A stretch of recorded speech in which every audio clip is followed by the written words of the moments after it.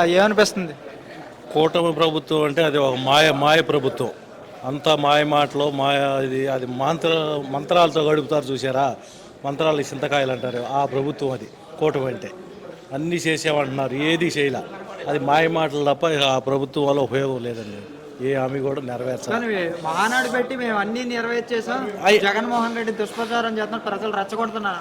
అయ్యే కదండి మాయ మాటలు అంటే. మాయ మాటలు అంటే అయ్యే జరగని చెప్పేదే మాయ మాటలు. అది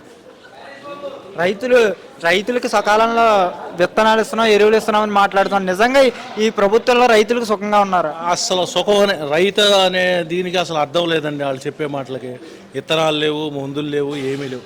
ఏదో వాళ్ళు అట్లా చెప్పుకుంటున్నారు కానీ రైతుగా అనేది ఏమీ లేదు. అది శూన్యం రైతు పని మాత్రం. నారా లోకేష్ గారు విద్యాశాఖ మంత్రిగా ఉండి విద్యా వ్యవస్థనే మార్చేసాను అంటున్నారు. నిజంగా మార్చేశారు? అసలు ఈ రోజు వరకు ఇప్పుడు పిల్లలకి బట్టలు లేవు, షూస్ లేవు కదండి. జగన్మోహన్ రెడ్డి గారు సంవత్సరం క్రితమే స్కూల్ తెరిచేలాక అన్ని ప్రిపేర్ చేసి పెట్టేవాళ్ళు. బ్యాగులు ఇవ్వలేము, షూస్ ఇవ్వలేము, పుస్తకాలు ఇవ్వలేము అంటున్నారు. ఇంకా వాళ్ళు ఏంటండి నెరవేర్చేది? ఏమి లోటు? రాష్ట్రాన్ని ఎంతో అభివృద్ధి పదంలో నడుపుతున్నాం, అసలు 30 ఏళ్ళు మేమే ఉంటామని చెప్పి కూడా అంటున్నారు. ఉంటారు. ఇంకా 3 సంవత్సరాల్లో లేచిపోద్ది. 30 ఏళ్ళు కాదు, 3 సంవత్సరాల్లో ప్రభుత్వం ఉండదు, కూటమే ఉండదు. పవన్ కళ్యాణ్ గారి శాఖ ఎలా ఉంది? ప్రజలకు ఏమైనా మంచి చేస్తున్నారంట?